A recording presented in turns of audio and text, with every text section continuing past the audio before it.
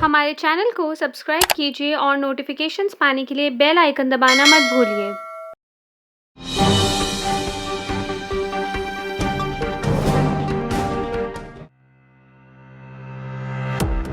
अभी रिसेंटली मैंने पुणे सिटी महाराष्ट्र से Varanasi city Uttar Pradesh Indus travel किया है, वो भी वाया रोड।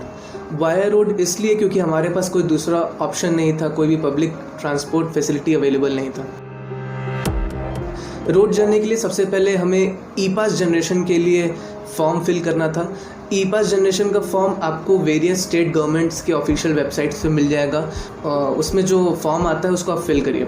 उस फॉर्म में काफ़ी एसेंशियल चीज़ें आपसे पूछी जाती हैं, जैसे आपका name, Aadhaar number, age, purpose of travel, state of travel and evidence supporting that purpose of travel. उसके साथ साथ आपको अपना एक मेडिकल सर्टिफिकेशन भी डालना पड़ता है और आपको सेल्फ डिक्लेरेशन फॉर्म भी देना पड़ता है। और सबसे बड़ी बात, आपको उसमें व्हीकल नंबर प्रोवाइड करना होगा। जी हाँ, आपको ई पास अप्रूव करवाने के लिए व्हीकल नंबर ज़रूर मेंशन करना होगा, ताकि ये उनको भी पता हो सके कि आप किस डेट को और किस व्हीकल से ट्रैवल करना चाहते हैं। मैं बेसिकली हायर्ड कैब या टैक्सी से आया हूँ। मैंने इस कैब का इंतज़ाम नेट के थ्रू किया है। वहाँ पे मैंने जब वेरियस कैब ओनर्स से बात किया तो उनका काफ़ी अलग अलग फंडा था। जैसे कि कुछ कैब ओनर्स का क्या था कि वो पहले व्हीकल नंबर प्रोवाइड करने से पहले ही आपसे एडवांस मांग रहे थे, कुछ 30% मांग रहे थे, कुछ 20% मांग रहे थे। लेकिन काफ़ी कैब ओनर्स से बात करने के बाद मुझे एक ऐसा कैब ओनर मिला जिसने कहा कि नहीं, आप व्हीकल नंबर दे दीजिए, अगर पास अप्रूव होता है तो ठीक है, नहीं अप्रूव होता है तो कोई बात नहीं। तो मैंने उसके थ्रू ही बुक किया। जर्नी का कॉस्ट जो है, क्योंकि हम SUV कैटेगरी के कार से हैं, मेनली अर्टिगा, तो उसका जो कॉस्ट पड़ा है वो 15 रुपीज़ पर किलोमीटर का पड़ा है, राउंड वे ट्रिप चार्ज। तो अगर आप पुणे से वाराणसी का डिस्टेंस अगर आप देखेंगे तो वो जो डिस्टेंस है वो 1500 किलोमीटर्स के आसपास है। तो राउंड वे ट्रिप का डिस्टेंस हो गया 3000 किलोमीटर्स। 3000 इंटू 15 आप देखेंगे तो 46,000 प्लस टोल टैक्सेस, जो कि पैसेंजर्स को ही बियर करना पड़ेगा। मेरे साथ मेरी माताश्री भी थी और 2 पैसेंजर्स और थे जिन्हें वाराणसी ट्रैवल करना था। एक्चुअली मैंने एक पोस्ट डाला था फेसबुक पे, जिसमें मैंने ये लिखा था कि if anyone who wants to travel from Pune to Varanasi can contact me, ताकि जो फेयर हो वो ईजिली डिवाइड हो सके और लोग काफ़ी उसे बियर कर सके cost of the travel. Journey के दौरान काफ़ी चेक पॉइंट्स आए। चेक पॉइंट्स पे काफ़ी ऑफिशियल्स थे जो कि हमारे पास को चेक कर रहे थे। हमारे पास के साथ साथ वो व्हीकल नंबर भी मैच कर रहे थे।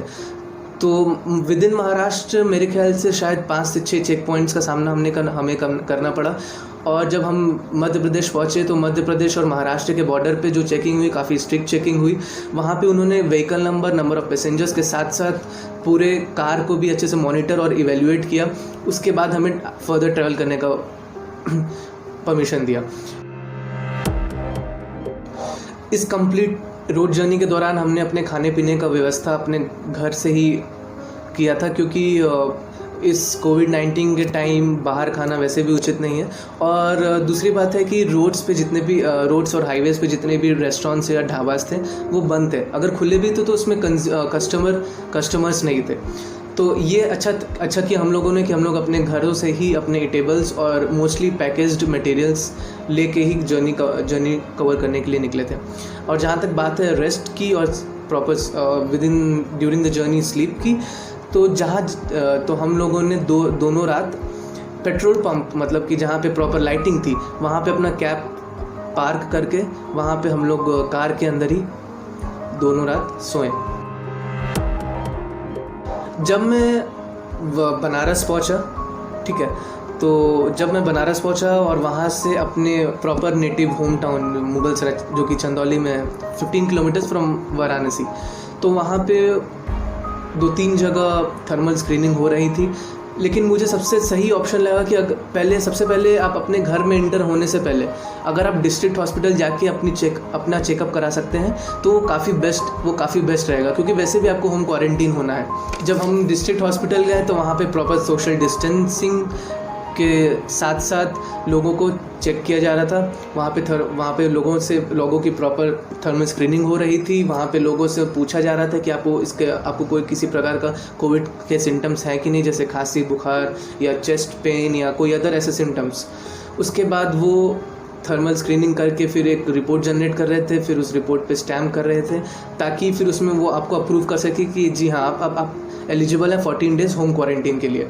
अगर उसमें कोई भी प्रॉब्लम आता तो फिर आपको सेंटर क्वारंटीन के लिए भेजा जाता। अगर मुझे इस पूरे इंटायर जर्नी को सम अप करने के लिए कहा जाए तो मैं इस जर्नी को बेसिकली 2 लेवल्स पे सम अप करना चाहूँगा। पहला पर्सनल लेवल और दूसरा सोशल लेवल।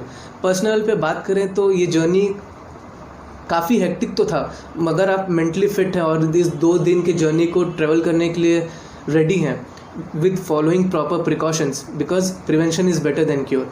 तो इस जर्नी में आपको इतनी प्रॉब्लम्स नहीं आएंगी अगर आपके पास सारे सुविधा आप अपने साथ लेके चल रहे हैं। और अगर पर्सनल लेवल से हट के अपनी जर्नी के एक्सपीरियंस को शेयर करने की बात है तो एक चीज़ मैं आपको बताना चाहूँगा कि जर्नी के दौरान हमें काफ़ी ऐसे वर्कर्स मिले जिन्हें ट्रक्स, लॉरीज और ऐसे व्हीकल्स में ले जाया जा रहा था। उसमें सोशल डिस्टेंसिंग नाम की कोई भी चीज़ नहीं थी। वो लोग काफ़ी मुश्किल हालात में या काफ़ी मुश्किलात का सामना करते हुए वो अपनी जर्नी कंप्लीट कर रहे थे।